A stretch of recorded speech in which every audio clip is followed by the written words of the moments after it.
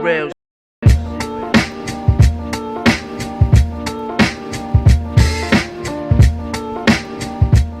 Alright, today's unboxing video is going to be on the Vantec 10-port USB 3.0 aluminum hub. So the reason I got this was because I wanted to hook up a bunch of hard drives at the same time.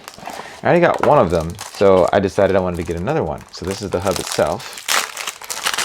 Here you go, so this is what the hub focus. So yeah, so it's 10 ports, 3.0 all the way through. It's pretty fast already. Like I said, I already have one of them. Also in the box, it comes with a couple plugs. So you have a USB 3 plug here for power.